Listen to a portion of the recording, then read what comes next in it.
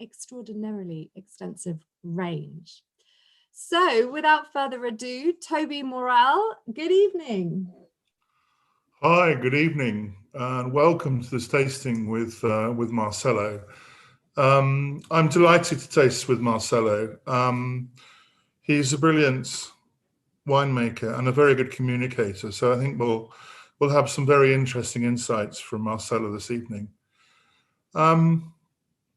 You might think that the Wine Society and Concha y Toro are unusual partners because Concha y Toro is a big beast and the Wine Society is a tiny little minnow. But as soon as I went to Chile about 23 years ago, I was very impressed with the wine culture that there is at Concha. Concha, I think, like Penfolds, is a company that can make millions of cases of high quality brands like Casillero del Diablo, which Marcelo makes, but also small batches of really fantastic top quality wine, Don Melchor, Carmen de Peumo, Amelia, and so forth. And this is a very, very unusual combination to be able to do volume and quality. And I think we might hopefully with Marcelo talk a bit about that, but I think what they do, and I've been privileged to taste behind the scenes, is they keep all the wines separately. And it's a phenomenal organization. And when you go and taste with Marcelo, you can taste the same vineyard. You can take one block of the vineyard. You can taste a certain lot. You can taste a certain barrel of a certain age. And all these elements are kept separately. And I think in so doing, they learn a lot about the vineyards, the quality of the wines. And then the wines are sort of classified.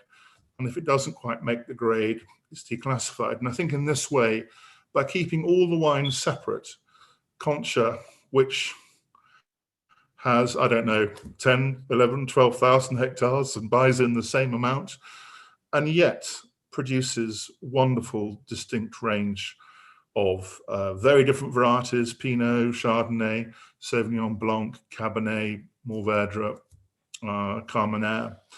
It's a remarkable outfit. And I think at the head, there's the wine family, the Gilizasti family, who have taken a very long-term view.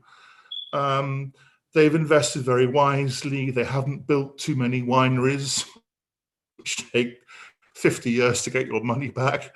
They've invested in some vineyards, but buy in wine as well. So all in all, it's a very, very impressive organization. So I think I'll stop there. I'll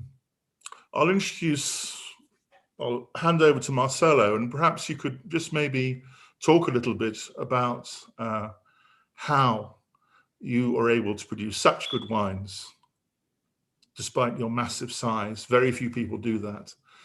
And I think after that, we'll talk a little bit about the Limari Valley. Marcelo was tasked with Project Pulini to find some great terroir for Pinot and Chardonnay. And he really set that up.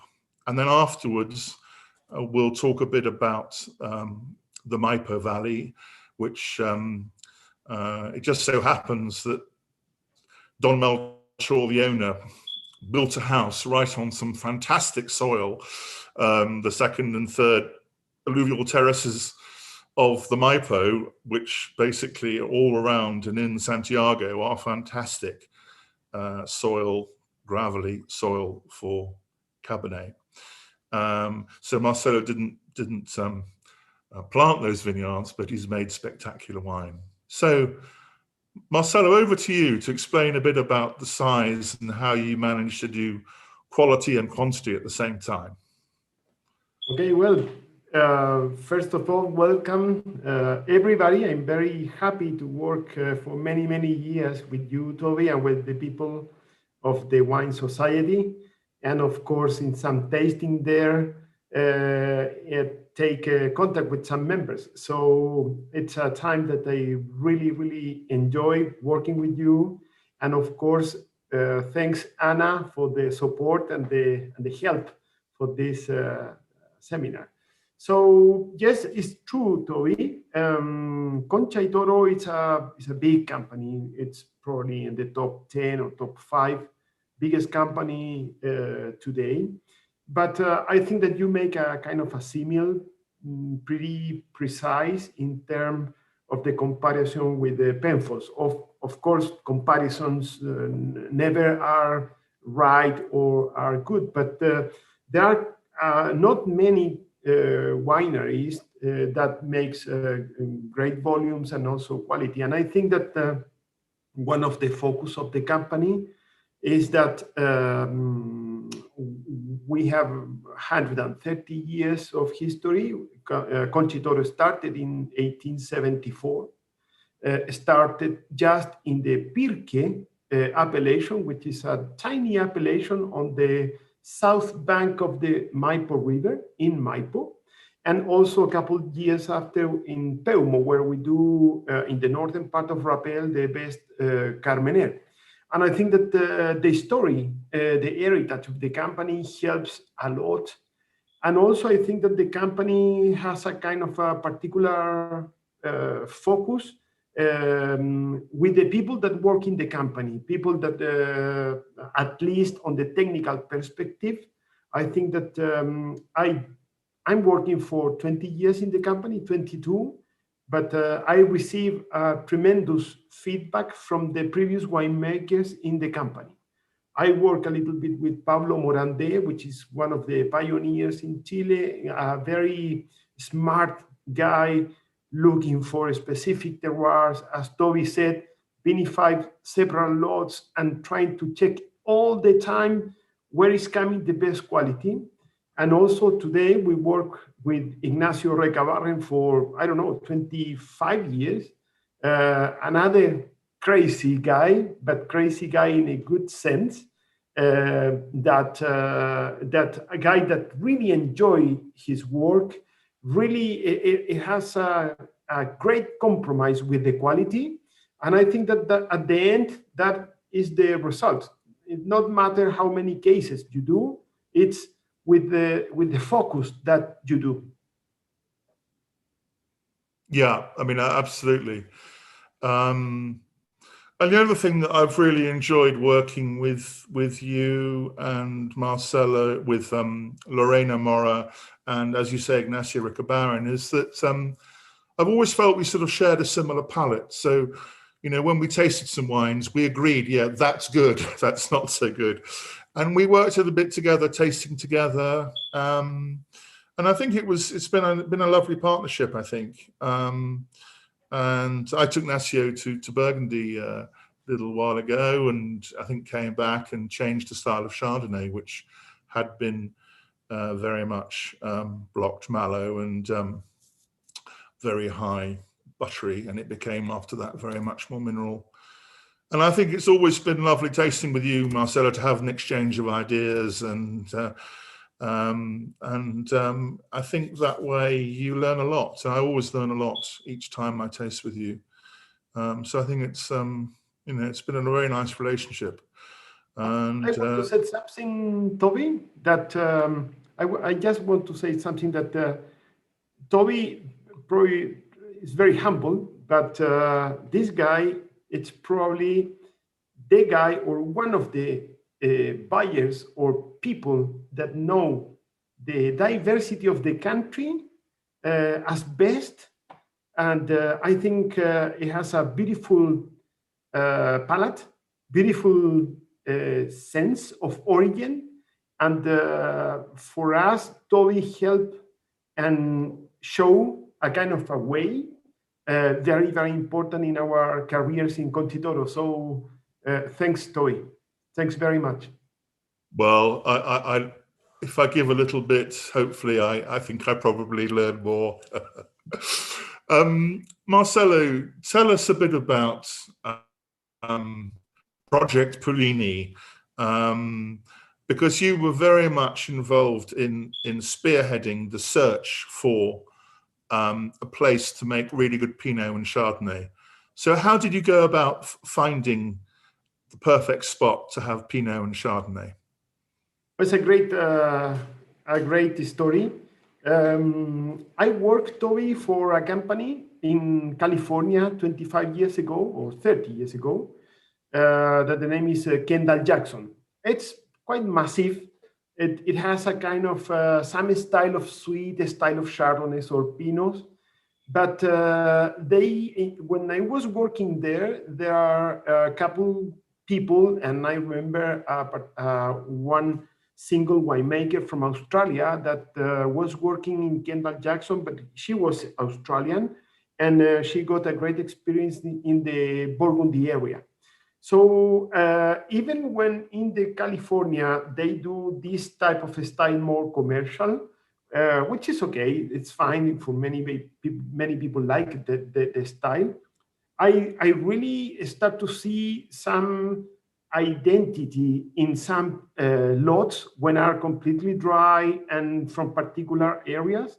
And on those days, it was on my mind always Puligny area, and then when Kendall Jackson invested in Chile in the mid-90s, Randy, which was the winemaker, he said, okay, at that time we was working pretty hard on Casablanca in Chile, which is more tropical, more opulent style of fruit, little bit more sweet palate in terms of style because it's cool climate, but very cloudy. Very sunny. It has some cloudiness in the morning, but not as much. And we start to vinify different lots from different places in Chile. And I remember we pick a lot from the Limari region, which is 500 kilometers north of Santiago, in a cool climate region. And I remember that Randy, this winemaker that has a fantastic palate for Chardonnay, he opened his eyes when taste the wine, and he said me, "Oh, this is Puligny," and I never feel this style in California. And here there are something very, very interesting. After that, Toby, I moved from Kendall Jackson and I moved to Concha y Toro. And in Concha y Toro, everybody was crazy about Casablanca region. And I wanted to move Concha y Toro, which is a kind of an elephant, big, to Limari. And I said, Limari is very serious. Let's go there. And it took me about 3 years to convince the people, picking grapes from the Limari, vinified, and then making different comparative tasting, blind, and Limari always coming up. So I mean, it was a very bold move, wasn't it, Marcelo? Because at the time, Limari was really known for Muscat made for Pisco. And so you had to really change people's mindset. And also, what Chile has always done very well is to match grape variety with climate. But I think you went another level, didn't you, when you got to Limari? You matched climate, variety, and soil. I mean, and that was a very new move, wasn't it, in Chile, I think? I think, yes, totally agree, Toby. I think that in the 80s and during the beginning of the 90s, Chile was investing a lot in the wineries, in the stainless steel, that type of invest. And then we start to put focus on the vineyards. And it was the time where we arrived to the Limari region. And there are some images there that that Tommy is showing. But we start to see that the weather and the temperatures in the Limari region are very close to the Puligny area. So, of course, Puligny and Burgundy, the last 5, 10, or 30 days, temperature go really down. But the rest of the season, Limari is pretty similar. And the most attractive thing in the Limari region are the soils. Everybody thinking about the weather. Of course, it's very important, the temperature, and that in that image you could see the soils, which in the soil you find a beautiful clay, like a chocolate for the vineyards, a beautiful piece of red clay, and then a beautiful calcareous, we call it kind of local limestone, which is not exactly limestone that you see in Burgundy, but we call it local limestone because it's a piece of soil that you could get a lot of calcium, carbonato, and that gives that minerality into the Chardonnay and the Pinot Noir. So we started with Chardonnay at the beginning on the Limari region, and we wanted to plant immediately Pinot Noir because we know that Pinot Noir needs more times, the vineyards, but the potential is there. So we arrived and we are here. Yeah, and you dug a lot of soil pits, didn't you, to work out what to plant? You was there. And you planted relatively high density. Yeah, they are soil pits. Yeah. And you planted relatively high density, didn't you? Sort of 5,500 or so vines a hectare. So that combination of the soil, the climate, and you have two main sites of your own vineyard, don't you? You have Quebrada Seca and you have San Julian. Tell us a bit about the differences. Okay, we have in the Limari region about 5 or 6 different vineyards, but the two best by far that we we found as a doctor, it was Quebrada Seca, Toby, as you know, and San Julian. In terms of weather, are slightly different because Quebrada Seca, it's on the north bank of the Limari River, and San Julian Vineyard is on the south bank. But in terms of climate, I will say Quebrada Seca is 20 kilometers from the coast and San Julian 25. In the morning, normally it's cloudy. When the cloudiness, it's moving into the ocean to leave a blue sky for the evening, which is the normal day. Probably San Julian, it takes the blue sky 1 hour before than Quebrada Seca. So probably Quebrada Seca will have 1 hour, maybe 2 hours more of cloudiness during the day than San Julian. So in terms of temperature, I will say that no big difference, but in terms of sunlight, yes. That makes that San Julian, it receives a little bit more of direct sunlight than Quebrada. So Quebrada, in general terms, I consider a little bit more mineral, austere in the nose than San Julian, which is still very mineral and austere, but I will say that San Julian is going to be a little bit more tropical in one sense than Quebrada, but very austere.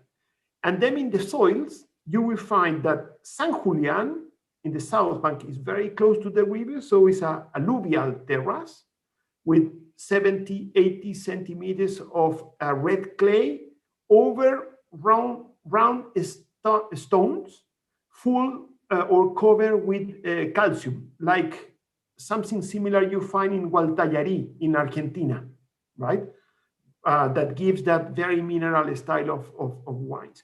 And then Quebrada Seca is a colluvial soil. So the stones are not round, are like angles, and the stones you could find in all the peripheral, and there are much more carbonato de calcio in all the soil. So in general terms, I will say that Quebrada produce wines, Chardonnay or Pinot, both, slightly more mineral than San Julian. San Julian, for the people that love Burgundy, it's more, well, you know better than me, Toby, but for me, San Julian, it's more like Pomar in some way, more Côte de Bon, more clay. And Quebrada, for Pinot, it's more like a kind of Chambol or more delicate. And the Chardonnays from Quebrada are more Pouligny, and from San Julian are more Merceau, more big. In of course, taking a distance that way. Huh? Yeah, absolutely. I mean, there's the same parallel, isn't there, in Burgundy, where you have a predominance of clay. They're mixes of clay and limestone soils in Burgundy as they are in Limari, and where you have a little bit more clay, which gives the red wines more body and tannin, doesn't it? So Pommard, or the Côte de Nuit, Nuit Saint-Georges, or Rhône, or whatever, and then in the more limestone based soils in Puligny, in Chassagne, Saint-Aubin, particularly at the top of the hillsides where you have outcropping of the limestone, Chardonnay is best. And on the whole, if you plant a Chardonnay on a clay soil, it's quite round and heavy and rich, like Chassagne Morgeau. That used to be a red wine terroir. And if you plant red wine on a high limestone, it tends to be quite mineral. It never quite has the volume and the depth, does it, of something on the clay soil. So I think I think you've identified very well the potential for those soils. I see time's moving on, Marcelo. Do you think we should taste? We've been talking about the San Julian. Shall we take San Julian and give us your comments on the wine? Toby, you remember a couple of years ago when I went to the Wine Society, and you told me, and you said, okay, I will prepare a tasting. What do you want to taste? And I tell you, okay, Toby, I want a tasting, if we could, of just Pinot Noir, different Pinots from clay and from limestone. And you said, oh my God,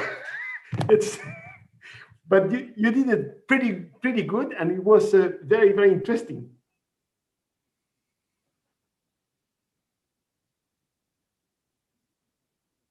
Okay, great.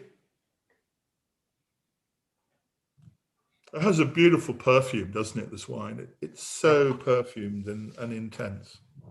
It has a beautiful cherry aromas, red cherries aromas. Very, very clean, Toby. The oak is almost no presence. This wine we vinified with more or less 20% whole bunches in open top tanks of 5 tons each. And then we make a cool maceration, and then very gentle punch down, and then we go direct to the barrels. And you're using a bit of whole bunch, 10%? About 20%. Yeah. 20%. Does that give a little bit more freshness? Yeah, my feeling is that with the whole bunches and the stems, you give a little bit more. You make the wine a little bit thinner, and more dense and more fresh on the palate. Yeah. Although analytically you lose acidity, don't you? But the aromas, the slight greenness, gives the impression of freshness. Yeah. Lovely. Yeah, exactly. And then I remember, Toby, 5-6 years ago, we was using 30% new Burgundian barrels. Normally we use here Boulogne, Chassagne, very good barrels, particularly Chassagne. And now we are running more on 18-20% new, no more. We don't want to get more oak flavors in the wine. Absolutely, it should just be a support, shouldn't it? And not dominate the wine. And you have a lovely, silky, velvety palate, doesn't it? It caresses the mouth. Yeah. And has very sweet tannins and a little hint of acidity, which just gives that lift and freshness at the end of the palate. Yeah. We vinify, Toby, from San Julian, normally 6 or 5 different tanks. And some ones we go with 10% of whole bunches, another ones with 20. So many different, because we have 3.3 hectares of clone 777, which for me, I think is the best on the way. We have also another 3 hectares more of 113. And then we blend or we use just one of the best lot for this wine. Yeah. No, I think it's a lovely wine. And I think, you know, what a change. When I first came to Chile, you were sort of pumping over, you had Bordeaux barrels. Extraction. And you've changed everything, haven't you? And I think you've really learnt. You know, I'm always amazed by the Chilenos. They're so intelligent and quick to learn, and the only constant is change, and you learn very quickly. And you know, I think it's remarkable how good that Pinot is. Time's moving on, so maybe we should move back to the Maipo Valley, and I think really this was probably the first great matching of soil, climate, and variety that was made in Chile, wasn't it? I think really. Terroir of the Alto Maipo is so well suited to Cabernet. And you make wines which are not sort of soft and flabby fruit bombs. This is a real firm mineral tannic backbone. And I think you've really produced, you know, an absolutely wonderful wine. So perhaps again, you could speak a little bit about again the climate and the soil and the variety, because I think they come together beautifully, don't they, in the Upper Maipo Valley, where you have probably the best vineyards of anyone. Well, this area, Toby, as you said, is the primary area, probably the best origin or the first good origin defined in Chile 130 years ago.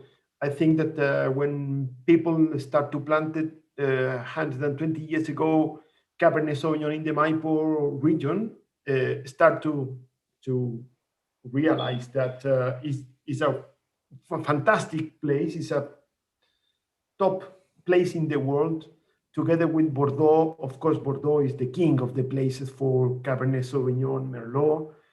Some areas in Napa, some areas probably in Italy or Australia, and Maipo. I think that they are the top areas for Cabernet. And this area, it's completely different if you compare with the Limari, because Limari is coastal. You get the influence from the coast, from the ocean. Here, you get the influence of the Andes Mountain. You could see in that picture how close is the Andes Mountain. Here, the Andes are surrounding 5,000 meters over the sea level. And million years ago, the Maipo River grew the area and leave us beautiful alluvial terrace. And you mentioned the second and the third that are the top alluvial terrace for Maipo in both banks. So in the north bank and the south bank. These some pictures of the classic rocky soil, brown rocks from the Maipo River that deliver or allow the beautiful drainage. Cabernet Sauvignon is a variety very, very demanding of good drainage. Cabernet Sauvignon with a little bit of water or presence of water, you start to get really troubles.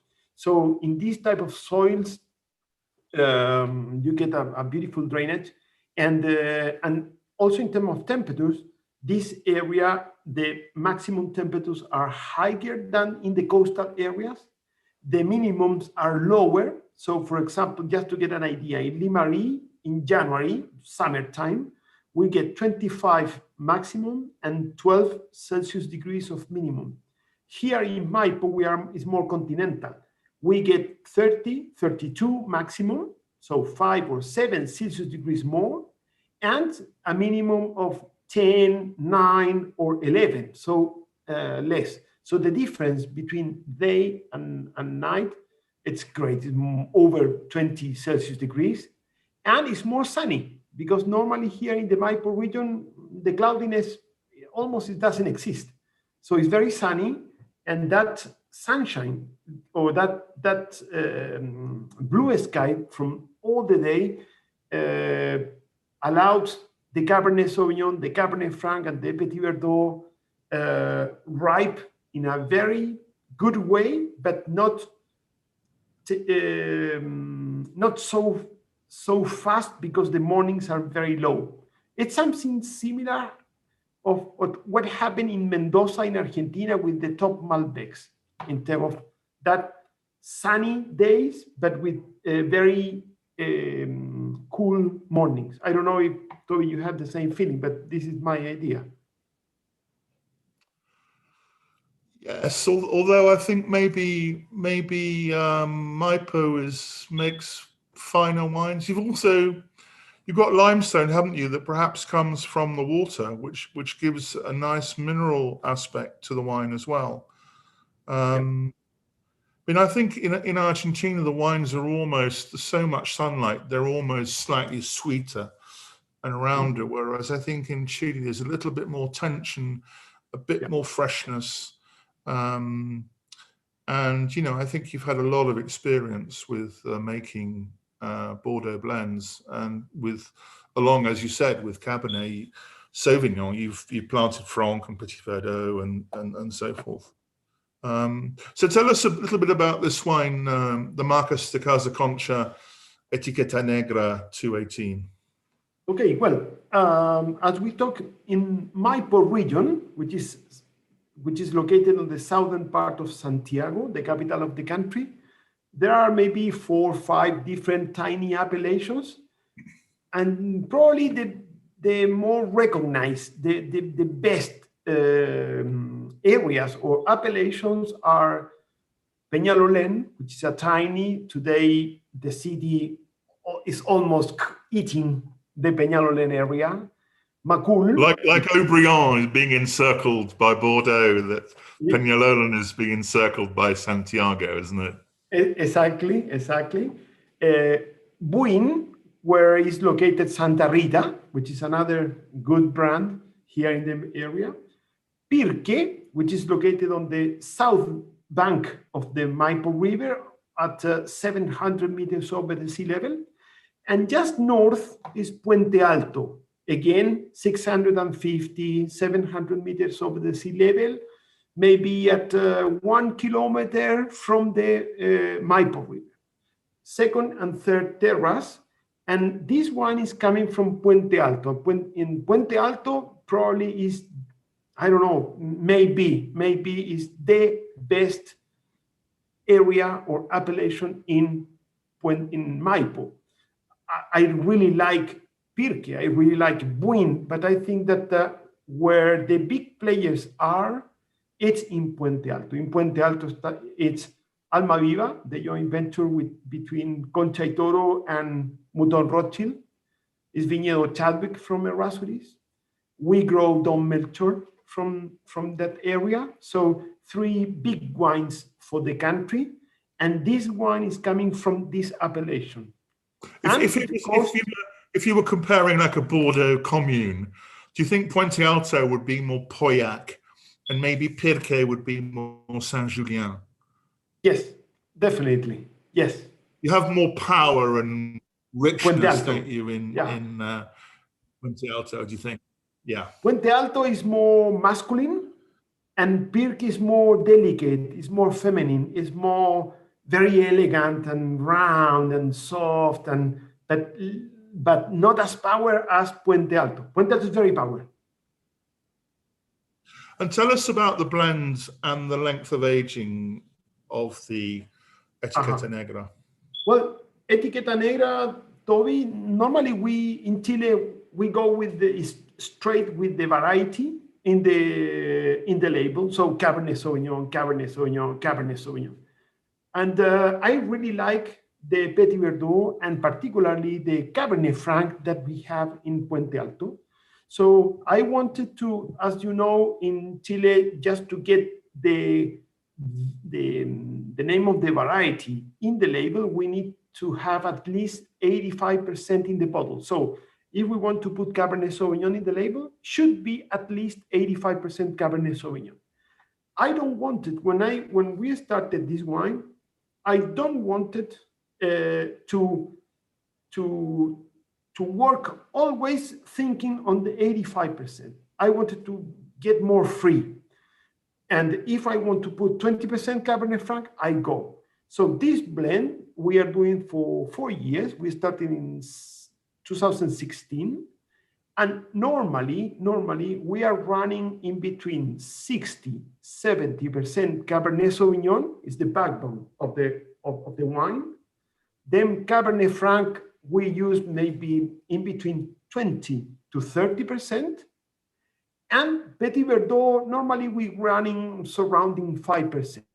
This 18, I think is 73% Cabernet Franc 17, and Petit Verdot was higher, probably the higher percentage that we use today, which is 10%. And that's it. I think that the wine has a beautiful cedar, cassis, a lot of precision in the fruit. It has a sweet entrance in the palate, but then the wine turns very fresh, very long, very power, but very elegant, I think. No, absolutely. I mean, it isn't the spherical profile of a New World fruit bomb. It's linear and long. And for me, it's that freshness and firmness which actually stands up to food very well, doesn't it? I mean, I think the very high pH wines actually don't stand up to food. Yeah. But actually this is, I think, a really lovely Cabernet, and it's fresh, it's cedary, which for me is a lovely thing. It's a little bit in England we say let's say lead pencil. When you sharpen a pencil at school, you get the cedar and the lead. I think you say plomo, don't you? I think that's a lovely mark of a wine that isn't too ripe. If you go too ripe, I think you lose that freshness, and it's these are sort of pyrazine elements that can get burned off if they're too hot. I think you manage the canopy to make sure that it doesn't get too much sunlight.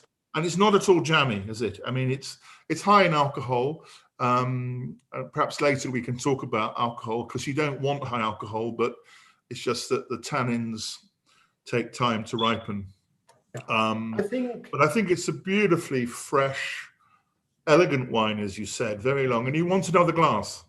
You know, some of these fruit bombs, they're so rich that what the French call bête de concours, the tasting monsters, they win tasting medals because they're massive. But if you've ever had to sit at the table afterwards and drink the wines with food, those are medal-winning busters, big animals. You can't actually drink them. Whereas for me, this lovely elegance and length to it, which is gorgeous. Yeah. Time's moving on. I think maybe we should head back to Anna and ask if there are some questions. Hi, Anna. Oh, thank you both so much. What an absolutely fascinating 40 minutes. I've been enjoying my Cabernet, which is delicious, so excuse my red wine teeth. But it has been absolutely delightful to hear from you both, hear your stories, and to talk about the two wines. We do have lots of questions, so I will actually start the question section by just saying that anything we don't answer, the kind team at Concha y Toro have said that they will answer in writing afterwards. So please do pop your questions in. We're going to try and get through as many as possible. And also, some of you may have seen on the chat that the slides are also going to be made available to you. So we'll be able to send the PDF of everything that you've seen this evening as well over email, and I'll confirm that with you for tomorrow.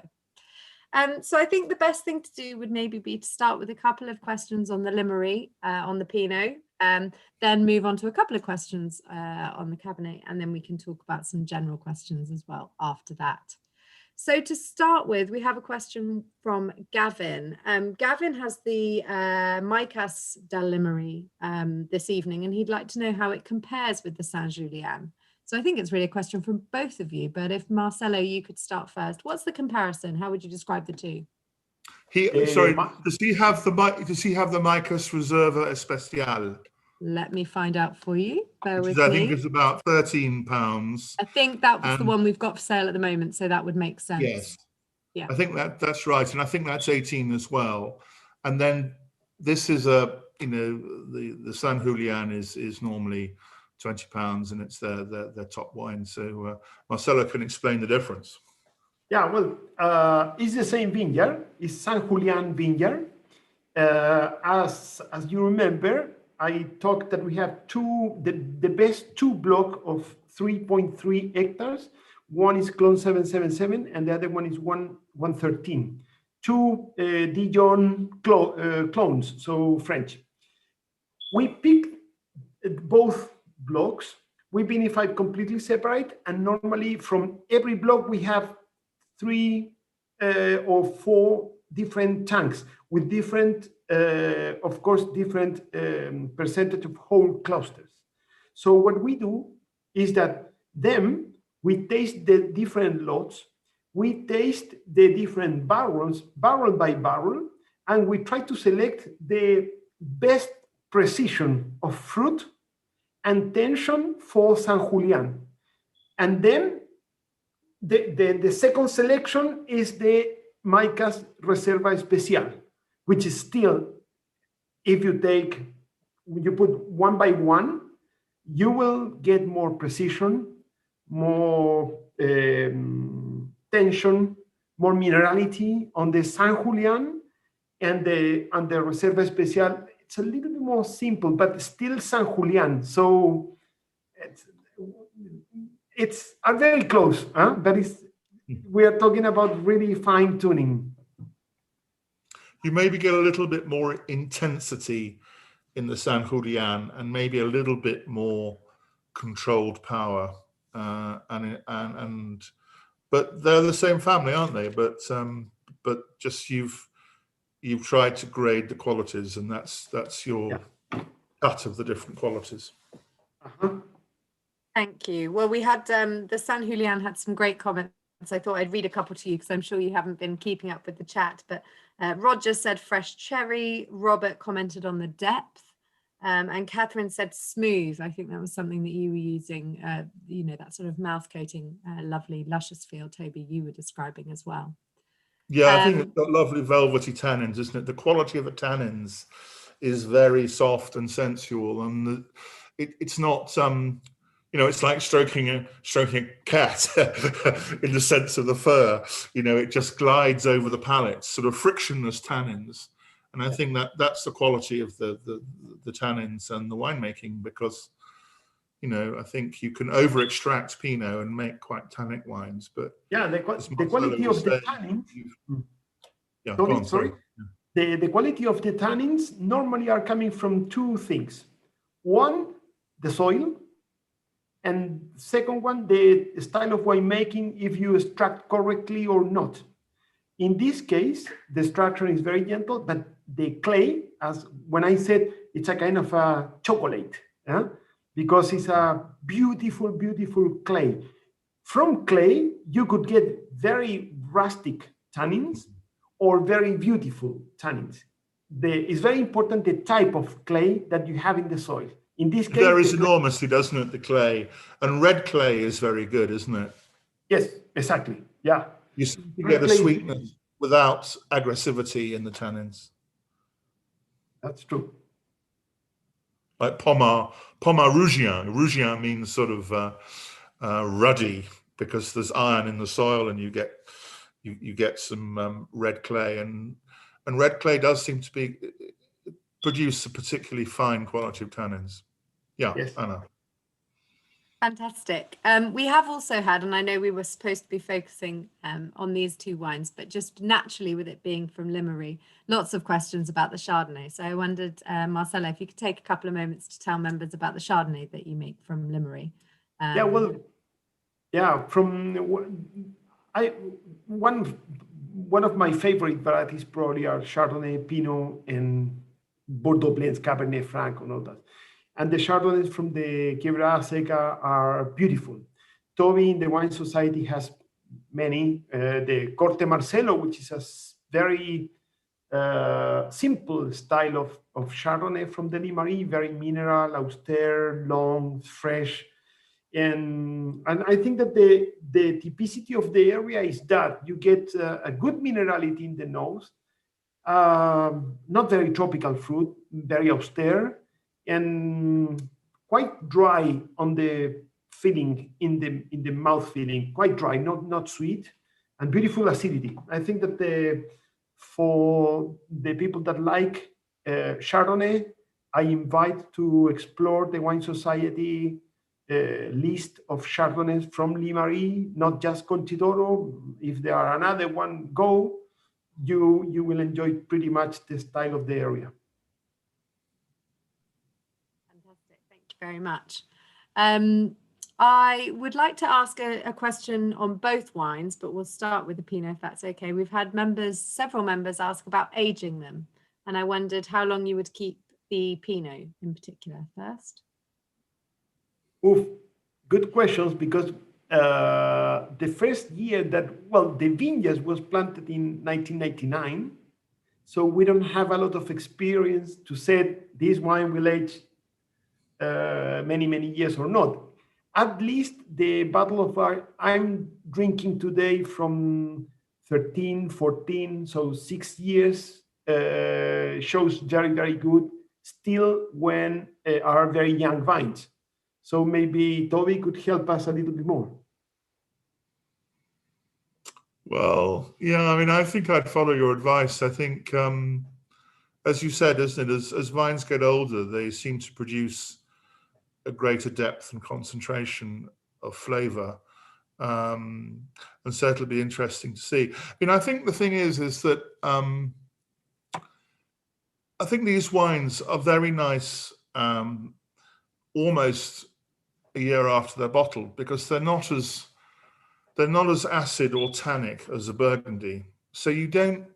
The point about keeping a wine is to get the elements in balance.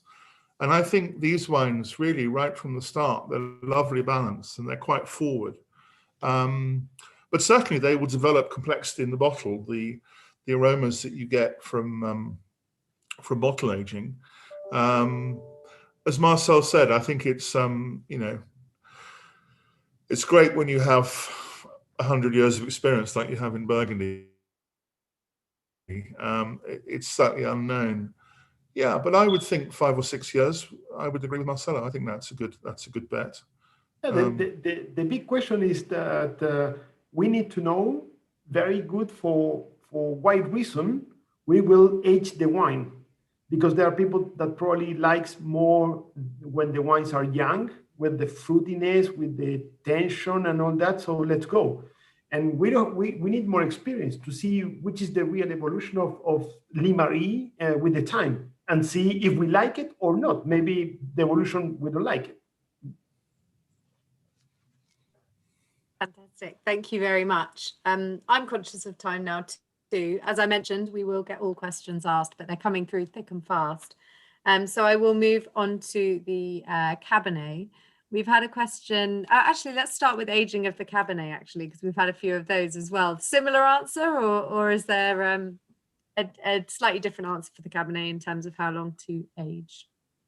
The only difference, Anna, is that we have more experience. We are cultivating Cabernet Sauvignon for a long time there. But in my feeling, I like this style of Cabernets, or Don Melchor, or the top ones from Puente Alto. Maybe Toby will agree or not, but I think that no more than 20 years. I think I really enjoyed those wines after 7, 10, 12 years. I really, really enjoyed those wines. So this time, you could age it longer, but I think that we start to miss some elements that for me are attractive. You start to get complexity and all that, but maybe 20, 25, I don't think much more. Toby? It also depends on the corks and things like that, if you're aging for a long time. And I think historically, the cork suppliers don't give Chile the best corks. But yeah, I mean, I would say sort of 8 to 15 years would be a very nice age, I think. Yeah. Again, it depends how you like your wine. You know, as the wine ages, you lose a little bit of vigor on the palate, but you gain an aromatic complexity on the nose. So it's always a trade-off. And it depends what you're eating it with and so forth. But again, I mean, even now now tasting that 18, it's not austere. I mean, it's got lovely, aromas of black currants, of cedar, and the palate is firm, but it's not dry. So, I think that's a nice thing about New World wines is they're a very good each way bet. You can drink them young, but the best ones will keep very well, and they will develop, the lovely tertiary aromas that the European wines do as well. So people are right to keep the wines if you like that mature flavors, because this is a serious wine which will develop beautifully with bottle age, but obviously cellar it well, in the right conditions. I think also, Concha has great cellars. We ought to be talking how the Pope, Marcelo Papa, has been making wines for the Casiero del Diablo, for the devil. I mean, the lovely, the wineries, they started in the 1870s, like Concha and Santa Rita built beautiful cellars, partially underground, which keep the wines very well. But not everyone has those, So if you're going to keep those wines, make sure you keep them at the right temperature. Great, thank you very much.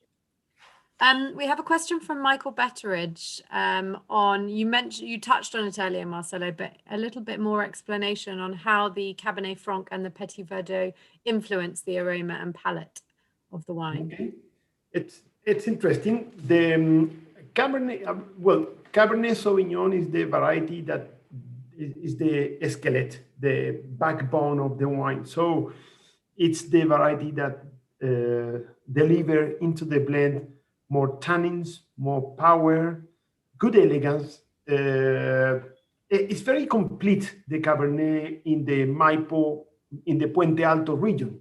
Even Don Melchor, it's almost pure Cabernet, sometimes 3-4% of Cabernet Sauvignon. It's very tough to do a straight Cabernet Sauvignon because it is a very power variety and more from Puente Alto. But Cabernet, it carry almost everything. Cabernet Franc, it's more delicate, maybe doesn't have the power, but it's very elegant, give more layers on the mouth feeling. And if you do well, you get a very interesting layers of aromas, which are not particularly vegetal, but more herbaceous or fresh or balsamic, quite interesting for the aromas. And put a little bit of stop on the palate for the power. And the Petit Verdot in Puente Alto, it doesn't have a lot of structure, but it has a lot of color and also a lot of black fruit, like maqui, which is a tiny black berry. So those are the influence of the varieties. And depending on the year, you could use more of one or others. The only thing that I have pretty clear is the Cabernet Sauvignon, it's going to be always the biggest part. I always think Cabernet Franc gives a really cedary character, as you said, balsamico. And it's sort of, if Cabernet is a little bit more black currant, you have a little bit of cedary character. I mean, Petit Verdo means little green one, and in Bordeaux it was planted in very small quantities to add acidity in very ripe years. In less ripe years, it wasn't added. Right. Does Petit Verdo have good acidity, Marcelo? Is that something that it brings a bit of structure to the blend, or is it mainly the color you were talking about? Well, it's quite interesting what happened with the Petit Verdot, Toby. Many years ago, when we pick, or when we make the decision to pick the Petit Verdot, we normally pick the Petit Verdot. First, we pick the Cabernet Franc, then the Cabernet Sauvignon, and then we finish with the Petit Verdot. And normally we got it very flat wine, very dark, but very tannic, not really interesting, and we never use it in the blend. 5-6 years ago, we start to pick earlier. So we pick the Cabernet Franc, and then immediately the Petit Verdot, and then we pick all the Cabernets. And probably we don't get the more mature Petit Verdot, but even when you are picking earlier, it delivers black fruit. And you manage a little bit the acidity, the freshness. If not, you lose everything. So when we started to pick the Petit Verdot after the Cabernet Franc immediately, we start to get much better results, at least for the Maipo region. I don't know if in Bordeaux they pick it at the end, because it's a variety that needs climate and needs temperature and very well drainage to get ripe, as you said. Thank you very much.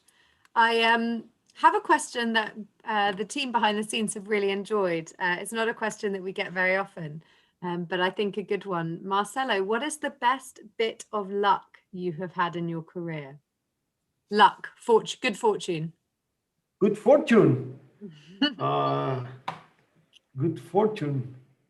To know this guy, this gentleman in front of us, Mr. Toby Morrhall, the mentor. Fantastic answer there, I think. Not rehearsed, members, I should say. That really was off the bat. So oh, we know Toby for 23, 24 years. And every time that Toby, in terms very religious, every July, end of June, every July, well, last year we couldn't for the COVID. But for 20 years, for 22 years, normally we planify, you planify 3 weeks or a month, and then one day or sometimes 2 days, we work full with lots. And Toby is very severe, huh?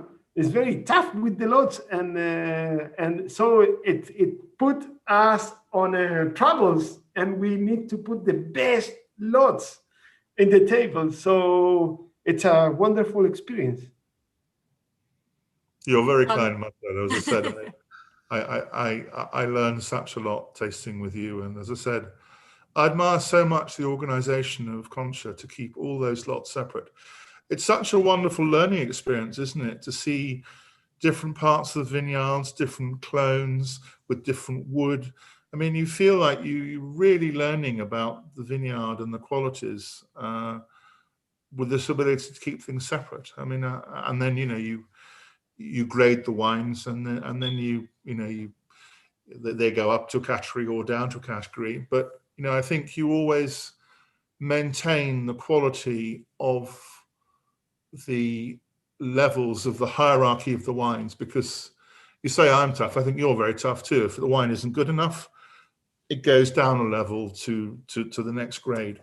But in that way, I think you maintain a very, very high average quality in all the levels. And with Casiero, I mean, you're making millions of cases. I don't know if you're allowed to tell us how many, probably not.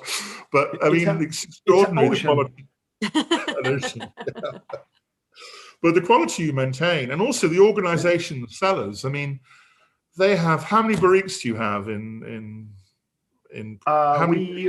we are running close to 40,000. 40,000 barrels. Yeah. And they know how to look at them, and someone goes in and tops them up, and if there's one that's volatile, it gets moved.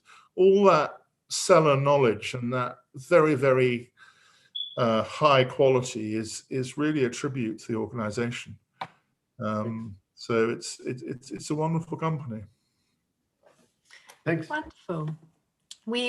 I'm going to sneak in one more question, Marcelo, because I think one thing I've really enjoyed watching the chat this evening is how many people have visited Chile, how many have been around wine regions, but also how many people are really, really keen when we can travel again to come and visit you. So is it possible to visit Concha y Toro? Yeah, in Pirque, which is in the Maipo region, 45, 50 minutes from Santiago, depending of the traffic. Which is worse than London. Similar, right?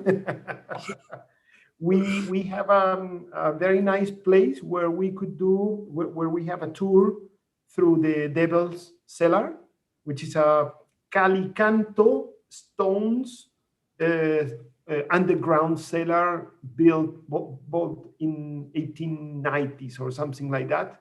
We have a restaurant there. You could visit the vineyards, and normally are going 150,000 people normally. Well, last year nobody, but a lot of Brazilians and a lot of people from Europe.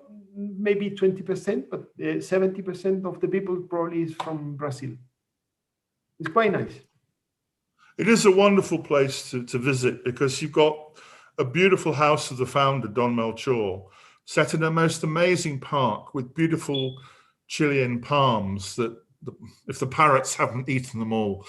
But you have beautiful gardens, the lake, and I think in my 20 years of visiting, I think that's the thing that now is really quite remarkable is the development of really good food and restaurants and wine and food matching and the ability to visit a tour, have a meal there and enjoy the wines. So the whole experience is lovely and really, Concha y Toro is wonderful.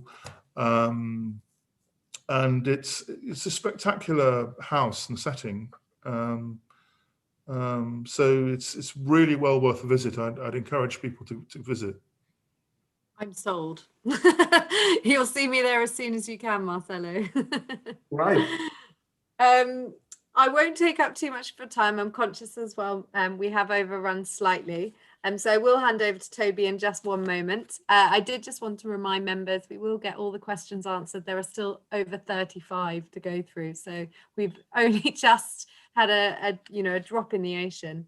But it was lovely to hear that 36% of you had the Cabernet open this evening, 21% of you had the Pinot open, and another 9% had another Concha y Toro wine open. So it was lovely to share the wines of Concha y Toro with all of you members this evening.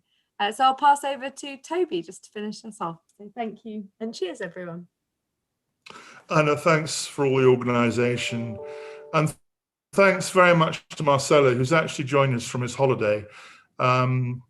This is, of course, high summer in Chile now, and Marcelo's taken time off his holiday to be with us. And I hope you've enjoyed the tasting. I mean, for me, I think Chile makes wonderful wines, between now £8 and £20. So I urge you to explore some of the more expensive wines. Chile started off as a reputation for making very good value for money wines, but it's actually been transformed with the wonderful vineyards it's planted and the growing experience of the winemakers. So I really think Chile's making lovely value for money wines. So Marcelo, huge pleasure to be with you, and thank you very much for sparing your time on your holiday. Thank you very, very much. Thank you very much, Toby, Anna. Thanks for your support in the Wine Society, and thanks for all the members that participate. So happy to be, and I hope see you soon after this COVID. Maybe taking some tortolas at home. Lovely, and keep making wonderful wines. Bye. Bye. Thanks.